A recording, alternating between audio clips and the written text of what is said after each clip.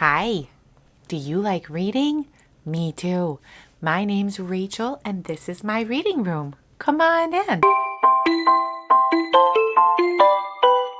Today we have a big kids book. And do you want to know what it's called? You do? Okay, ready? This is Grace Goes to Washington. And it's written by DiPucchio. And the illustrations are by LeUyen, Pham. One Friday afternoon in April, Mrs. Barrington shared a large diagram of 3 branches of the U.S. government. But Grace Campbell could not stop daydreaming about the upcoming field trip to Washington, D.C. Grace, do you know who's in charge here? Mrs. Barrington asked. Who's in charge here? Grace repeated. Principal Perez? A few of her classmates giggled. Well, said Mrs. Barrington, I suppose you could say Principal Perez is like the executive branch here at Wilson Elementary because she's the head of our school. But right now, we're talking about the U.S. government. Sorry, Grace answered. The president, he or she, leads the executive branch. That's correct, Mrs. Barrington smiled. The president. The last bell of the day rang. We'll discuss this more next week, she announced. Student council members Grace and Sam, don't forget you have a meeting after school. At the meeting, classroom representatives were discussing their ideas on how to spend the money raised from their holiday bake sale. Thomas and his committee petitioned for new sports equipment. Grace and her committee thought new books for the library was the way to go. Principal Perez even offered her own suggestion. The music room sure could use some new instruments. Mr. Marshall, the media center teacher, listened carefully to all of their arguments and took notes. They're all good ideas, Grace later admitted to Sam. There's no way we'll agree before the vote next week. You know what I was thinking during the meeting, Sam asked. No, what?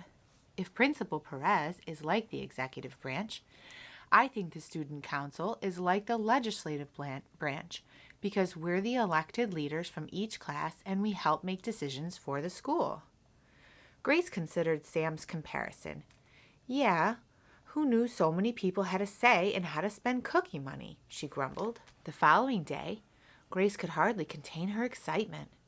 It was finally field trip day.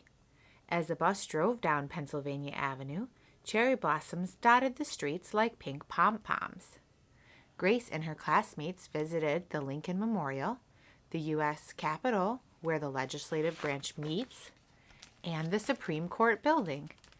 That's where you'll find the judicial branch and Supreme Court judges, Sam pointed out. They decide if our rules and laws are fair. Kind of like Mr. Marshall does at our student council meetings, Grace added. During a tour of the White House, home of the executive branch, Grace's dream of becoming president felt more real. Their final stop of the day was the Martin Luther King Jr. Memorial. Grace studied the words engraved on the monument and thought about their meaning. Make a career of humanity. Commit yourself to the noble struggle for equal rights. You will make a greater person of yourself, a greater nation of your country, and a finer world to live in. At recess the next day, arguments about what to purchase for the school grew more heated. Look at this crummy basketball, Clara complained. It's practically worthless. At least you have a ball, Fletcher groaned. There are 2 new books in the Ninja Witcher series, but our library doesn't have either one. Hannah lobbied the loudest for new instruments, while I, for one, am sick and tired of playing the recorder in music class. Principal Perez is right. Grace glanced at Thomas, who was unusually quiet. She looked past him to see who he was staring at. Grace didn't recognize the boy sitting all alone. He must be new, she thought. He looked kind of sad. Just then the bell rang and the students scattered. Wait, Grace called out to the boy. You forgot something. Grace handed him his sketchbook. I like your drawing, she said. Thanks, the boy said with a smile. Grace caught up to Thomas in the hallway. I have an idea, she said. A few days later, the student council's last meeting of the year was being called to order. Excuse me, Grace interrupted. Before we vote, Thomas and I would like to introduce you to someone. This is Amin. He's new to our school. We'd like you all to consider one more option for how to spend the bake sale money." Together, they rolled out a big poster.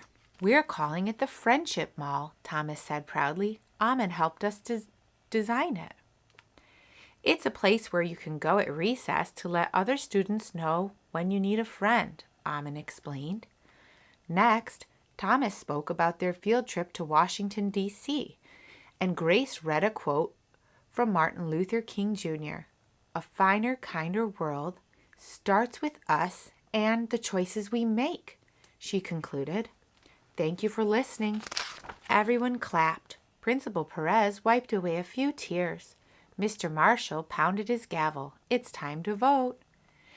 After the ballots were collected from each classroom representative and the votes were tallied, Student Council President Grace Campbell peeked at the results and grinned. "It's a unanimous decision," she announced excitedly. "All members are in favor of the Friendship Mall." The room filled with happy cheers. Principal Perez took a seat, and then, much like the president signs a bill into law, she approved the election results, making the decision final. "Today, you put your own wants and needs aside in order to serve others," she said. "That is true leadership." This time, everyone agreed. Wow, I loved how much they all learned about how the government works and how they applied it to their school. How wonderful that idea was. Well, if you like this story, be sure to like and follow along with Read Along with Rachel, where if you have a book, you have a friend, and I'm your friend too. Bye.